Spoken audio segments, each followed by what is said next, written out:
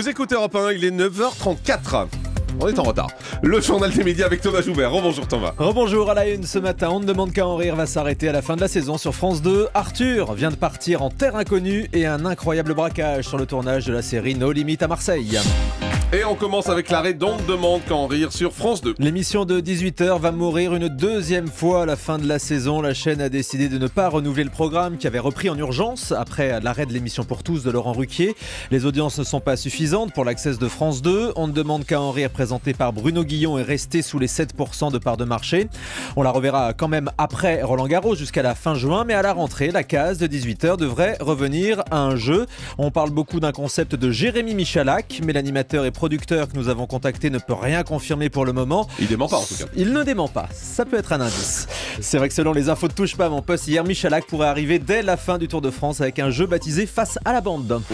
Voilà, on continue avec Frédéric Lopez qui a choisi un animateur de la concurrence pour son prochain film Rendez-vous en terre inconnue. Et cet animateur, c'est Arthur. Le Parisien annonce qu'il s'est envolé hier matin avec Frédéric Lopez, direction le sud du Pérou, dans la région de Cusco, à la rencontre des Quechua, comme les tantes, qui sont en vente dans des grands magasins.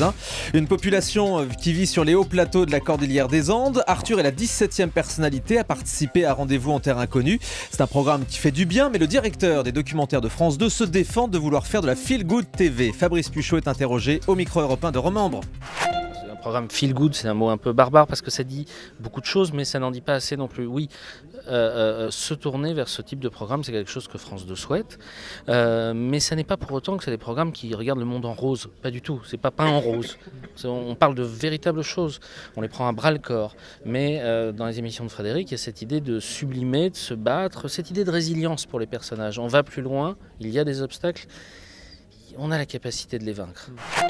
Information qui continue avec cet incroyable braquage hier à Marseille sur le tournage de la série de TF1 No Limit. Oui, le Canard enchaîné révèle cette semaine qu'un véhicule qui contenait les armes destinées à la série a disparu sur un parking dans la nuit du 16 au 17 mai.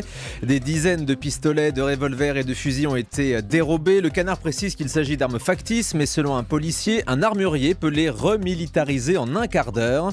Ce qui fait dire à la police qu'on va les retrouver dans les quartiers nord prochainement. Une plainte a été déposée. Le tournage de No Limit a été retardé, le temps d'acheminer de nouvelles armes. Ouais, mais ça c'est un truc que j'ai appris hier parce que moi je suis un peu naïf, je pensais que c'était des armes en plastique qu'on utilisait, oui, comme des qui jouets. représentaient les vrais. Oui. Ben, visiblement non en fait, c'est simplement des armes, de vraies armes qui sont désactivées, puisqu'on peut les remilitariser en il 15 suffit minutes. d'aller mettre des flics partout chez les armuriers et de voir arriver ils ont ce que ça- stock de fausses bien sûr, armes. ils n'ont que ça à faire les flics en plus, Oui. aller chez les armuriers.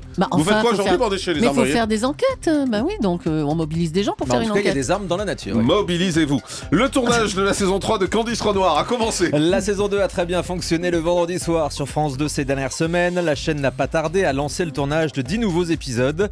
La comédienne Cécile Bois reprend son rôle de commandant de police, mère de famille moderne. Le tournage va s'étaler jusqu'en février prochain pour une diffusion en 2015 sur France 2. Dora Tillier va quitter la météo du Grand Journal. La Miss Météo ne fera plus la pluie et le beau temps à la rentrée sur Canal+. Selon le site Pure Média, elle pourrait revenir de temps en temps dans l'émission pour une autre séquence, comme l'avait fait avant elle Louise Bourgoin. Doria Tillier présentait sa météo humoristique depuis 2 saisons. Elle compte se consacrer à de nouveaux projets, sans doute dans la comédie. Et puis le CSA attaque le TF1 et M6 pour leur couverture des élections européennes. Le Conseil supérieur de l'audiovisuel regrette que les deux chaînes n'aient pas considéré devoir accorder une exposition significative aux élections européennes. Aucune émission politique pendant la campagne, une soirée électorale réduite au minimum sur TF1 et inexistante sur la 6. En revanche, le CSA note avec satisfaction que France 2, France 3, BFM, iTélé et LCI ont consacré une couverture importante de la campagne et dans l'ensemble, toutes les chaînes de radio et de télé ont bien respecté le principe d'équité du temps de parole. Un participant du documentaire de France 2, Le roman de l'euro, saisit le CSA. Philippe Villain, banquier d'affaires, a été interrogé dans ce documentaire proposé par David Pujadas le 15 mai dernier, mais selon le Figaro, il n'a pas apprécié que certains de ses propos tenus contre l'euro n'aient pas été gardés au montage. Il précise que France 2 lui avait garanti une interview dans les conditions du direct. Philippe Villain a donc décidé de saisir le CSA. Enfin, une interview dans un reportage dans les conditions du direct, Ouais. ça n'existe pas. Il ne connaît pas bien la télé, le garçon. Ouais. Véronique Jeuneste se blesse sur le tournage de l'émission L'œuf ou la poule de Cyril Cyril Hanouna. On a appris la nouvelle sur le compte Twitter de la comédienne. Elle a posté une photo de son pied dans le plâtre en expliquant qu'il s'agissait d'une fracture du cuboïde. Oh là. Véronique Jeunesse a donc fait une mauvaise chute lors du tournage d'un prochain numéro de l'émission de Cyril Hanouna. Les pompiers sont intervenus, mais elle a continué le tournage comme si de rien n'était, avec une poche de glace sur sa cheville. Qu'est-ce qu'elle est courageuse. Bah ouais, non mais ça doit faire mal en plus ce truc-là. Bah oui, elle a été se faire soigner. Nicolas Bedos, relaxé après avoir insulté Marine Le Pen dans l'hebdomadaire Marianne. L'humoriste avait traité la présidente du Front National de salope fascisante dans une chronique parue le 14 janvier 2012. Marine Le Pen a attaqué le directeur de la publication du journal pour injure et Nicolas Bedos pour complicité. Le tribunal correctionnel de Paris a estimé que la phrase litigieuse se situe dans le registre de l'humour et de la caricature qui autorise l'outrance. Nicolas Bedos a donc été relaxé. On termine avec le chiffre du jour. 22 comme les 22 jardins en compétition pour la nouvelle édition du jardin préféré des Français de Stéphane Bern. Les candidatures viennent d'être dévoilées sur le site internet de France 2. Il y a donc un jardin dans chacune des 22 régions de métropole. Les votes sont ouverts jusqu'au 30 juin. Résultat à la rentrée. Merci beaucoup Thomas.